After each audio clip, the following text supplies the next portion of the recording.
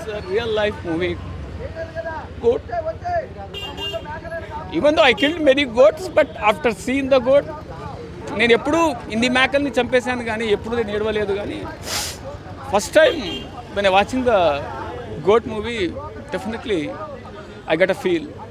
And I think my work is to kill the goat, but I'm sorry. Yeah, it's a very nice movie. Yeah. Please go and watch. ఎలా ఉంది movie మొత్తానికి? ఒక్క ముక్కలో చెప్పండి ఎలా ఉంది? Nice.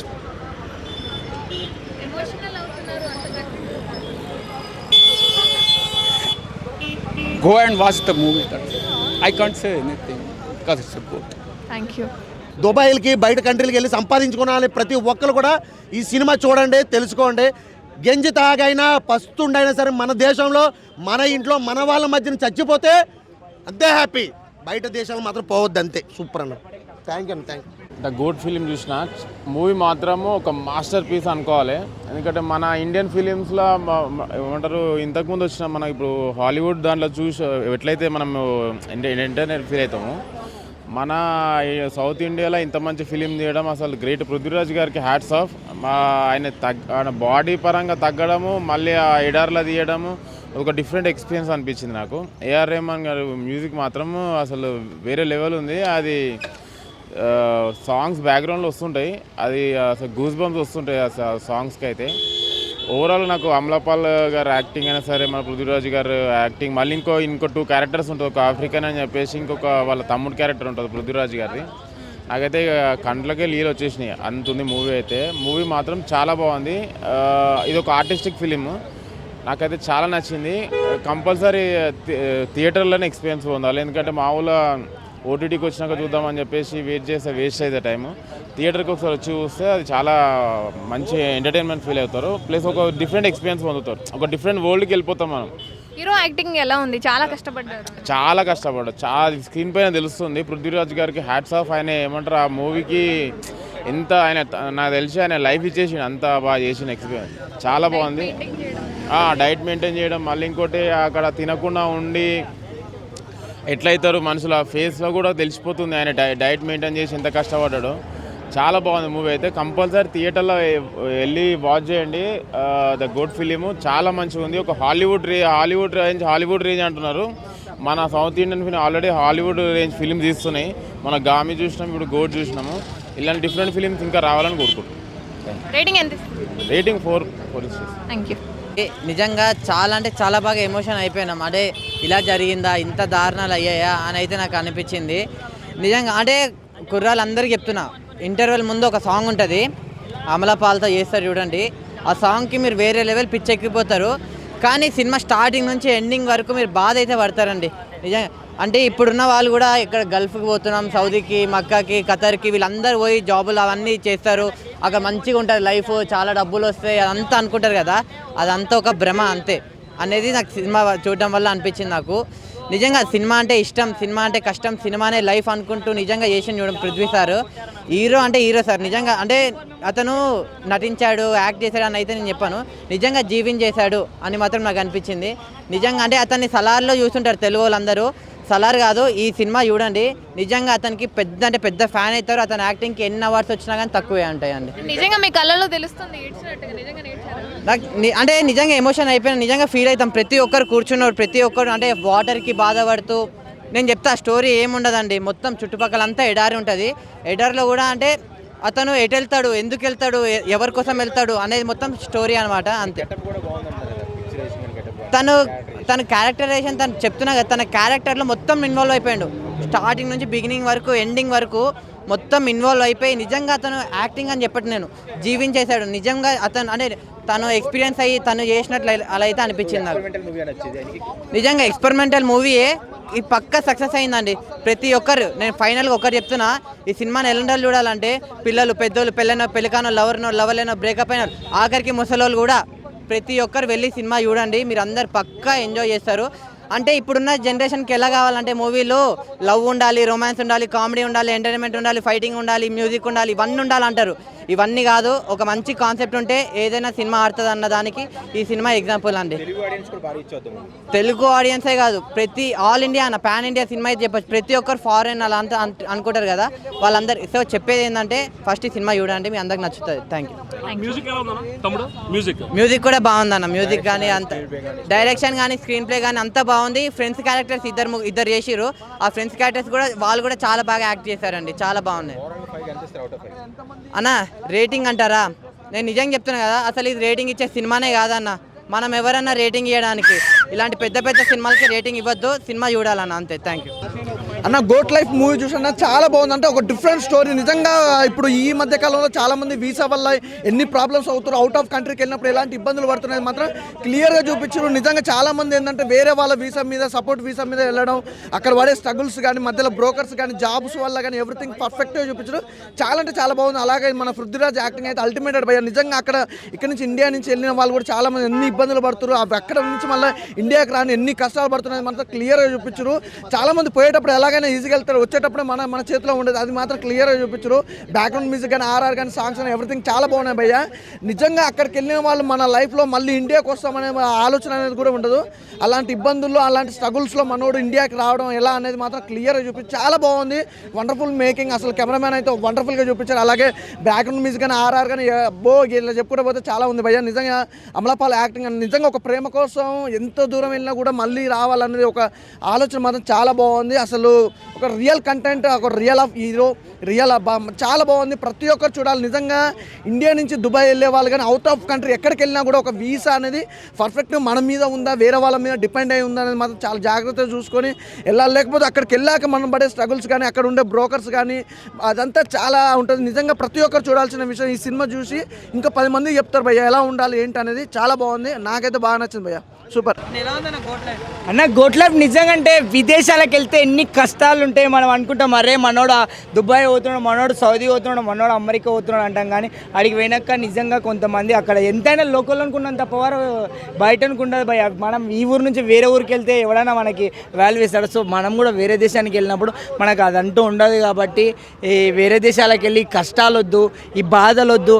మన ఇండియాలోనే అరే ఈ అమ్మ చిన్న జీవితం బ్రో, 25 ఏళ్ళు చదవని వెళ్ళిపోతుంది. ఇంకా మిగిలిన ఒక మహా అంటే తిప్పి కొడితే ఒక 40 ఏళ్ళు ఉంటాం.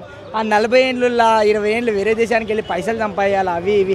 ఈ కష్టాలు వద్దు. నిజంగా అంటే ఆ సినిమాలు చూస్తే కొంచెం పిచ్చెక్కిపోయింది. ఆ ఎడారిలో పడుతున్న కష్టాలు చూస్తుంటే నిజంగా హీరో మాత్రం పృథ్వీరాజు గారు జీవించేసినారు. ఇంకా దానికి తగినట్టుగా ఏఆర్ రెహమాన్ బ్యాక్గ్రౌండ్ మ్యూజిక్ అయితే అల్లాడించేసినాడు.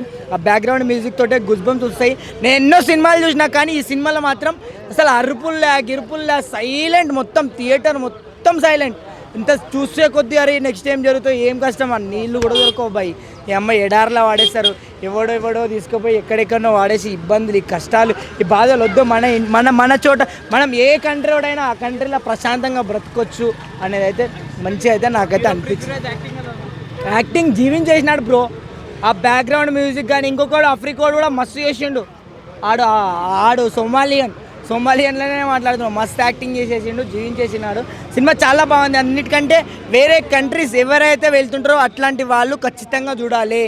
వాళ్ళ కష్టాలు మనం కూడా అనుకుంటాం అరే వానికేంద్ర అబ్బాయి వేరే దేశం వెళ్ళిండు మస్తు పైసలు సంపాదిస్తుండు అనుకుంటాం. కానీ వాళ్ళ పడే కష్టాలు మనకు తెలియవు. కాబట్టి సో వేరే కంట్రీస్ వెళ్తున్న వాళ్ళు కానీ, వెళ్ళాలనుకునే వాళ్ళు కానీ, వెళ్ళి ఉన్న వాళ్ళ గురించి తెలియని వాళ్ళకి కానీ ఇట్లాంటి సినిమా అయితే బాగుంది, చాలా బాగుంది. మంచిగా చూపించినారు. నిజంగా అంటే సినిమాలో మొత్తానికి కష్టాలు ఎట్లా పడతారు, వేరే దేశం వెళ్ళినప్పుడు ఎట్లుంటుంది. వేరే దేశమే కాదు బై, ఊరు నుంచి వేరే ఊరికి పోయినోడు కూడా ఎట్లా కష్టాలు ఉంటావో, సిటీలోకి వెళ్ళిన వాళ్ళు కూడా ఆ కష్టాల గురించి అయితే మంచిగా చూపించినట్లు అనిపించింది భయ. చాలా బాగుంది. థ్యాంక్ యూ భయ.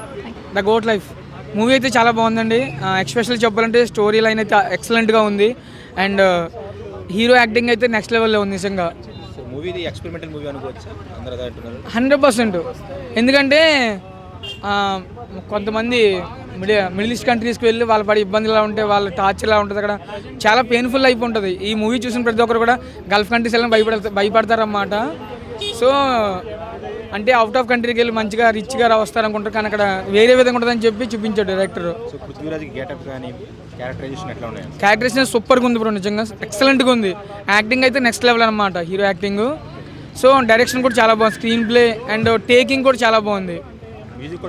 మ్యూజిక్ ఒక సాంగ్ ఉంది, సాంగ్ కూడా చాలా బాగుంది. మ్యూజిక్ దానికి తగ్గట్టుగా చాలా బాగుంది. ఆ ఎడారిలో అది పిక్చరైజేషన్స్ కానీ సినిమాటోగ్రఫీ కానీ అట్లా చెప్పండి. అదే బ్రో డిఓపి టేకింగ్ అయితే చాలా బాగుంది. టేకింగ్ చాలా బాగుంది and overall good movie bro. Only family audience అనుకోవచ్చు, లేదా అందరూ చూడొచ్చా?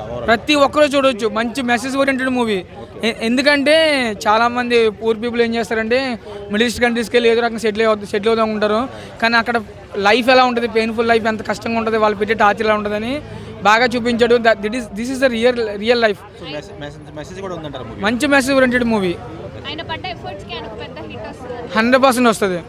ఎందుకంటే ప్రజెంట్ వచ్చి మూవీస్ లాగా ఒక సాంగ్ ఒక ఫైట్ ఇలా కాకుండా రియల్ లైఫ్ ఎలా ఉంటుంది, బయట అవుట్ ఆఫ్ కంట్రీస్కి వెళ్తే అనేది బాగా చూపించడం అన్నమాట. So good movie.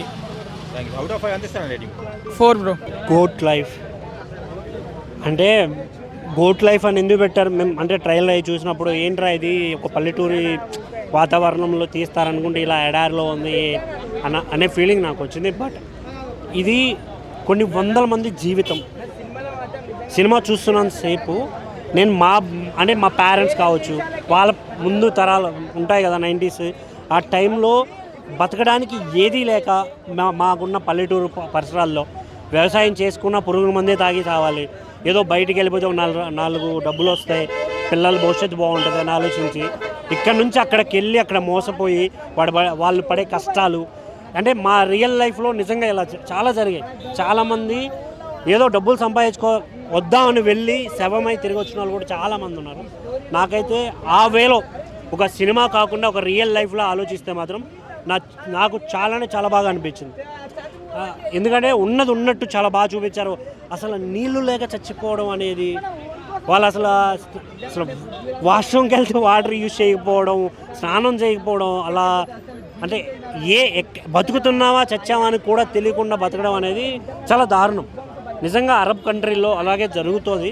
బట్ ఇప్పుడు లేకపోవచ్చు, ఇప్పుడున్న సిచ్యువేషన్స్ కావచ్చు, మన గవర్నమెంట్ వాళ్ళకి మనకి ఉన్న ఒప్పందాలు కావచ్చు, సో అన్నీ మారిపోయాయి ఉన్న ప్రజెంట్. బట్ ఆ టైంలో జరిగిన సిచ్యువేషన్స్ని రియల్గా చూపించడం అనేది చాలా బాగా నచ్చింది.